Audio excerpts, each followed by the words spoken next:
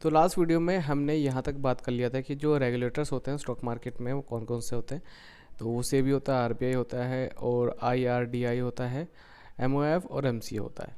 तो अब हम ये जानते हैं कि अब जैसे आरबीआई है, सेबी है या फिर जो हमारा एमसीए या फिर एमओएफ है, इनका काम क्या है और इनका जो फंक्शनिंग का जो एरिया है वो कहाँ तक है। तो जहाँ तक बात आती है ऐसे इंस्ट्रूमेंट की जो कि हमारे डेट मार्केट में होते हैं, मतलब जो डेट सिक्योरिटीज़ होती हैं, तो उनकी जो सेल परचेज होती है उसकी सारी जो रेगुलेटरी होती है वो आरबीआई के पास होती है। अब उसमें कौन कौन से इंस्ट्रूमेंट है, तो हमारे जो गोल्ड रिलेटेड जो सिक्योरिटीज़ होती है वो भी आ गए, हमारे मनी मार्केट सिक्योरिटीज़ वो भी, और रेडी फॉरवर्ड ऑन कॉन्ट्रैक्ट्स ये भी आ गए, और जो हमारे फ्यूचर एंड ऑप्शंस होते हैं ना वो भी। बट ध्यान रहे फ्यूचर एंड ऑप्शन किसके, ऐसे ऐसी सिक्योरिटीज़ के जो कि रिलेट करते हैं डेट से।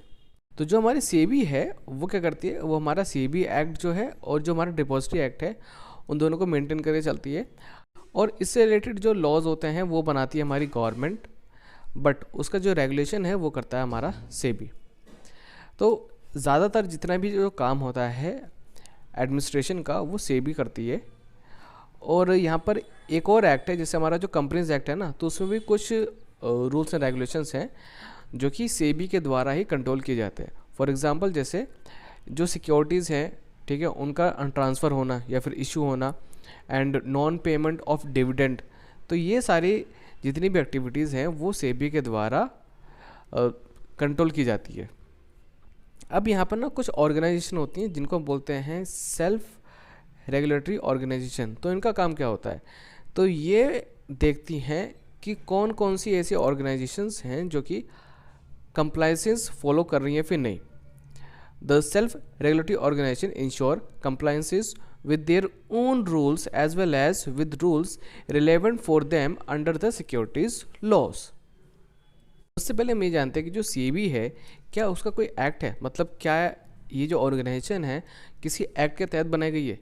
देखिए कुछ ऑर्गेनाइजेशन ऐसी होती हैं जिनके लिए पर्टिकुलर एक्ट होता है। तो सेबी के लिए यहाँ पर एक पर्टिकुलर एक्ट है जो है सेबी एक्ट 1992। तो सेक्शन 3 ऑफ सेबी एक्ट 1992, तो इसके तहत जो हमारी सेबी है इसको बनाया गया था। तो इसके जो रोल है वो क्या है, तो पहला रोल तो ये है कि ये क्या करता है, सिक्योरिटीज़ मार्केट में जितने इन्वेस्टर्स होते हैं उनके जो राइट्स होते हैं, ठीक है, उनकी देखरेख करता है। मतलब आप ये कह सकते हो कि इन्वेस्टर की जो प्रोटेक्शन है उसका जो जिम्मा है वो सेबी के हाथ में है।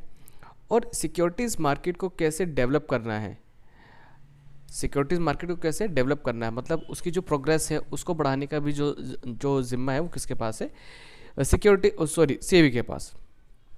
अब साथ साथ ये भी देखना है कि अब सिक्योरिटी मार्केट में और भी बिजनेसेस हैं, जैसे हमारा स्टॉक एक्सचेंज है, ब्रोकर वगैरह है, तो उनको भी रेगुलेट कौन करता है, उनको रेगुलेट करता है सेबी।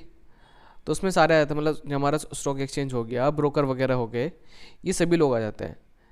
तो ये 2 पॉइंट तो यहाँ पर ये हमारे कवर हो गए। फिर बारी आती है, अब जैसे कि हमने अभी बात करा था कि कुछ सेल्फ रेगुलेटरी ऑर्गेनाइजेशंस होती हैं, ठीक है, तो उनको प्रमोट करना और उनके ऊपर जो रेगुलेशंस है वो भी कौन देखता है, तो वो सेबी देखता है। और अगर कोई अनफेयर ट्रेड हो रही है या फिर कोई ऐसी एक्टिविटी हो रही है जिससे इन्वेस्टर का या फिर स्टॉक मार्केट का नाम खराब हो सकता है, तो उसके ऊपर एक्शन लेना भी किसका काम है, सेबी का काम है। अब इसके अलावा जितनी भी ऑर्गेनाइजेशंस हैं जो कि स्टॉक मार्केट में इन्वॉल्व हैं, उनकी जो फाइनेंशियल्स हैं उनका ऑडिट कराना, उनके जो बुक्स ऑफ अकाउंट्स हैं वो चेक करना, और उनकी जो एक्टिविटीज़ हैं उन पे ध्यान रखना, तो ये सारा जो ज़िम्मा है वो सेबी के ऊपर है। अब 1992 के बाद क्या हुआ कि बहुत सारे सेक्टर्स ऐसे थे जो प्राइवेट सेक्टर में हो गए कन्वर्ट। तो उसी को देखते हुए फिर जो हमारी गवर्नमेंट थी उन्होंने भी अलग अलग एक्ट बनाना शुरू करे, जिनमें से 4 जो मेजर एक्ट थे वो कौन कौन से थे, सेबी एक्ट 1992 और एससी एक्ट 1956, और ये हमारा डिपॉजिटरी एक्ट 1996 और कंपनीज एक्ट 2013। तो ये हमारा एक्ट नहीं है, ये कुछ रूल्स एंड रेगुलेशंस हैं।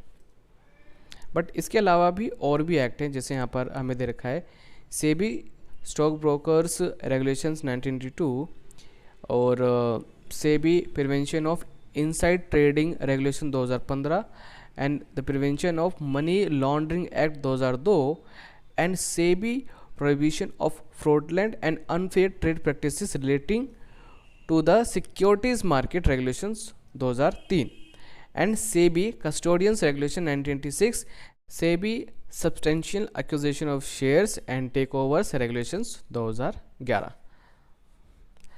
तो सबसे पहले यहाँ पे हम पढ़ने वाले हैं सेबी एक्ट 1992 के बारे में।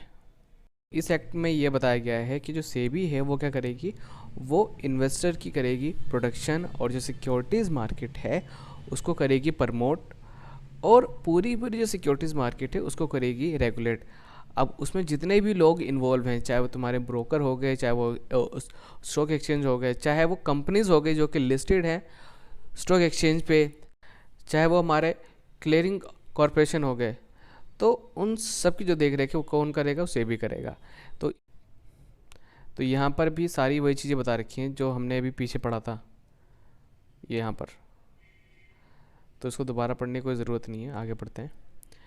अब आगे आता है हमारा सिक्योरिटीज़ कॉन्ट्रैक्ट्स रेगुलेशन एक्ट 1956। ठीक है, तो ये क्या बताता है हमको, तो ये जो एक्ट है वो डायरेक्टली सेंट्रल गवर्नमेंट को ना कुछ पावर देता है। जैसे सेंट्रल गवर्नमेंट ये डिसाइड कर सकती है कि किस किस स्टॉक एक्सचेंज पर शेयर वगैरह हैं वो बाय सेल होंगे और किस तरीके के कॉन्ट्रैक्ट, और वहाँ पर जो लिस्टिंग है वो कैसे होगी। तो इसलिए जितने भी स्टॉक एक्सचेंज हैं तो उनको पहले अप्रूवल लेना पड़ता है सेंट्रल गवर्नमेंट से, फिर उसके बाद जो स्टॉक एक्सचेंज है वो कुछ रूल्स एंड रेगुलेशन वो बनाते हैं। ठीक है, उसके बाद ही तभी कोई कंपनी स्टॉक एक्सचेंज पे लिस्ट हो सकती है। जैसे यहाँ पे लिखा भी हुआ है, minimum listing criteria set out in the rules. ठीक है, तो ये कौन करता है, ये स्टॉक एक्सचेंज करती है। तो ऐसा नहीं है कि कोई भी पर्सन आएगा और वो अपना स्टॉक एक्सचेंज ओपन करके बैठ जाएगा, नहीं, उसके लिए पहले उसको सेंट्रल गवर्नमेंट से परमिशन लेनी पड़ेगी। अब नेक्स्ट जो हमारा रेगुलेशन है वो है securities contracts regulation, stock exchanges and clearing corporation regulation 2017। अब इस रेगुलेशन में ये बताया गया है कि एक स्टॉक एक्सचेंज की और एक क्लियरिंग कॉरपोरेशन की जो नेटवर्थ है वो कितनी होनी चाहिए, ओनरशिप कितनी होनी चाहिए, और कौन कौन से रूल्स एंड रेगुलेशन को फॉलो करने हैं, और क्या प्रोसीजर होगा एक स्टॉक एक्सचेंज बनने का या फिर एक क्लियरिंग कॉरपोरेशन बनने का। तो वो सारी चीज़ें इस रेगुलेशन में दी गई हैं। ये बताया गया है कि और इस रेगुलेशन में ये भी बताया गया है कि जो क्लियरिंग कॉरपोरेशन होंगी या फिर जो स्टॉक एक्सचेंज होंगी, अपना जो मैनेजमेंट होगा ना, तो उनके लिए एक कंपनसेशन पॉलिसी भी बना के रखेंगी जो कि इनके लिए मैंडेटरी है। और हाँ, साथ ही साथ जो स्टॉक एक्सचेंज पे जो लिस्टिंग होगी वो कैसे होगी, मतलब उसमें कौन कौन से रूल्स एंड रेगुलेशन फॉलो किए जाने चाहिए, तो वो भी इस रेगुलेशन में स्पेसिफाई किए गए हैं। तो अब हम बात करते हैं हमारे डिपॉजिटरीज एक्ट 1996 की। तो ये जो हमारा डिपॉजिटरी एक्ट है वो क्या बताता है, तो वो ये बताता है कि अगर इंडिया में आपको अपना एक बिज़नेस ओपन करना है, कौन सा, डिपॉजिटरी का, तो उसके लिए आपको कौन कौन से रूल्स एंड रेगुलेशन या फिर कौन सा प्रोसीजर आपको फॉलो करना होगा। और उसके लिए आपको क्या करना होगा, देखिए उसके लिए आपको कंपनीज एक्ट में होना पड़ेगा रजिस्टर्ड, या फिर इससे पहले के जो एक्ट हैं उसमें आपको रजिस्टर्ड होना पड़ेगा।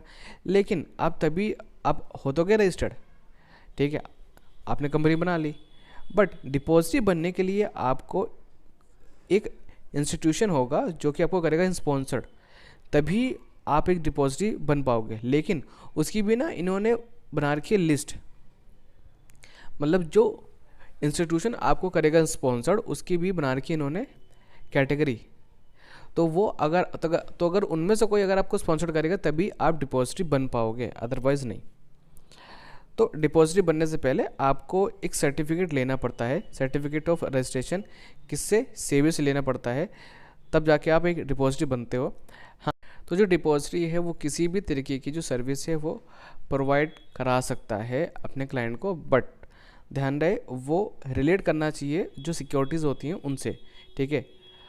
और एक चीज़ और, आप डिपॉजिटरी के पास डायरेक्ट डीमैट अकाउंट ओपन नहीं करवा सकते हो, और ये एक्ट में भी लिखा हुआ है इनके, ठीक है, कि जो डिपॉजिटरीज है ना वो डायरेक्टली जो क्लाइंट हैं उनका अकाउंट ओपन नहीं कर सकती। तो इसलिए यहाँ पे डीपी बनाए गए हैं, डिपॉजिटरी जो पार्टिसिपेंट्स हैं ना वो बनाए गए हैं। तो आप उनके पास जाएंगे और जो डीपी हैं फिर वो इनके पास जाएंगे और आपका अकाउंट ओपन करेंगे। अब जो भी राइट्स और जो ऑब्लिगेशंस हैं डिपॉजिटरीज की, ठीक है, और जो हमारे डीपी होंगे, ठीक है, तो उन सब के बारे में साफ साफ इस एक्ट में बता रखा है। अभी तो यहाँ पे कुछ मेंशन नहीं है, बस इतना ही इन्होंने डिपॉजिटरीज एक्ट 1986 के बारे में बस इन्होंने इतना ही बता रखा है यहाँ पर। अब हम बात करते हैं कंपनीज एक्ट 2013 के बारे में कि इसमें क्या दे रखा है। ये जो हमारा एक्ट है वो डील करता है कि एक सिक्योरिटी को कैसे इश्यू किया जाएगा, कैसे उनको अलॉट किया जाएगा, कैसे उसको ट्रांसफ़र किया जाएगा, और जो कंपनी का जो मैनेजमेंट होगा ना वो कैसे काम करेगा। उसके लिए ना मेनली 2 डॉक्यूमेंट बनाए जाते हैं, अपने साथ पढ़ा भी होगा, आर्टिकल्स ऑफ एसोसिएशन और मेमोरेंडम ऑफ एसोसिएशन। तो ये कंपनीज के ना 2 मेन ऐसे डॉक्यूमेंट होते हैं जिन मतलब अगर इनको आप पढ़ लो तो आपको कंपनी के बारे में मतलब डीपली नॉलेज हो जाएगी। बट ये इतनी जल्दी आपको मिलने वाला नहीं है, ठीक है, क्योंकि सिंपल बात है इसमें कुछ ऐसी भी चीज़ें होंगी जो कि ये लोग आपको बता नहीं सकते, है ना। फिर यहाँ पे इन्होंने बात करके ये सेक्शन 4 की, ठीक है, सेक्शन 4 ऑफ कंपनीज एक्ट 2013 की। तो यहाँ पर क्या है कि अब जो भी सिक्योरिटीज़ ट्रांसफ़र वगैरह होंगी, ठीक है, तो उसका जो रेगुलेशन होगा लेकिन वो होगा किसके द्वारा, वो सेबी के द्वारा होगा, इसमें ये बताया गया है। और जो चैप्टर 4 है, चैप्टर 4 सेक्शन 127 एंड सेक्शन 24, वो ये बताता है कि जो भी सिक्योरिटीज़ ट्रांसफ़र हो रही हैं या फिर जो भी डिविडेंड वगैरह दिया जा रहा है, ठीक है, एक लिस्टेड कंपनी के द्वारा, तो वो कैसे होगा। तो उसकी जितनी भी देख रेख है वो की जाएगी हमारी जो स्टॉक एक्सचेंज है उसके द्वारा, या फिर हो सकता है अगर कोई और केस है तो फिर सेंट्रल गवर्नमेंट। जो हमारा सेबी स्टॉक ब्रोकर रेगुलेशन 1982 है वो क्या बताता है, तो वो ये कहता है कि एक स्टॉक ब्रोकर का जो रजिस्ट्रेशन है वो कैसे होगा, कौन और क्या फीस है जो उसको देनी होगी सेबी को, ताकि सेबी उसको एक रजिस्ट्रेशन सर्टिफिकेट दे सके। अब यहाँ पर जो हमारा शेड्यूल सेकंड है, schedule second regulation 7 of SEBI stock broker regulation, वो ये बताता है कि एक स्टॉक ब्रोकर, जो एक स्टॉक ब्रोकर होगा उसको क्या क्या करने की ज़रूरत है। तो सबसे पहली चीज़ ये, उसे एक ईमानदारी दिखाने की ज़रूरत है, maintain high standards of integrity, promptitude and fairness in conduct of all his business, and act with due skill, care and diligence in conduct of all his business, and not indulge in manipulative, fraudulent and deceptive transaction or schemes, or spread rumors with a view to distorting market equilibrium or making personal gains, not create false market either singly or in concern with others, or indulge in any act detrimental to the investor's interest or which leads to interference with the fair and smooth functioning of market। कि वो अपने business का जितना भी काम होगा उससे related उसके पास सारी स्किल्स होंगी, और वो अपने काम को ईमानदारी से करेगा विद केयर, और वो किसी भी ऐसी एक्टिविटी में इन्वॉल्व नहीं होगा जिसकी वजह से उसकी और जो स्टॉक मार्केट की इमेज है वो ख़राब हो, और जिसकी वजह से जो इन्वेस्टर है उसको लॉस हो। तो चलिए ये तो पोर्शन हमारा कंप्लीट हो गया। अब नीचे अगर हम बात करें तो नीचे इन्होंने पहले तो इन्होंने ये बता रखा है कि एक इन्वेस्टर के लिए जो स्टॉक ब्रोकर है वो क्या करता है और क्या उसको करना चाहिए। तो उसको ये करने की ज़रूरत है कि जितने भी ऑर्डर्स इन्वेस्टर एग्जीक्यूट कर रहा है उसको वो प्रॉपर तरीके से आगे प्रोसीड करे, ताकि इन्वेस्टर को कोई दिक्कत ना आए। और साथ ही साथ जो ब्रोकर है उसको कुछ डिफरेंट बुक्स ऑफ अकाउंट उसको मेंटेन करके रखने हैं, या फिर आप बोल सकते हो रिकॉर्ड्स या फिर डॉक्यूमेंट्स वगैरह उसको मेंटेन करके रखने हैं। कौन कौन से डॉक्यूमेंट, जैसे कि जितने भी उनके पास क्लाइंट हैं, ठीक है, उनकी डिटेल्स, और उन्होंने कब कब कौन सी ट्रेड ली है, उनको मार्जिन वगैरह कितना दिया गया है, ये सारी चीज़ें। अब हमारा एक्ट आता है prevention of money laundering act 2002। The term money laundering offence is defined as whoever acquires, owns, process or transfers any proceeds of crime or knowingly enters into any transaction which is related to proceeds of crime either directly or indirectly or conceals or adds in the concealment of proceeds or gains of crime within India or outside India।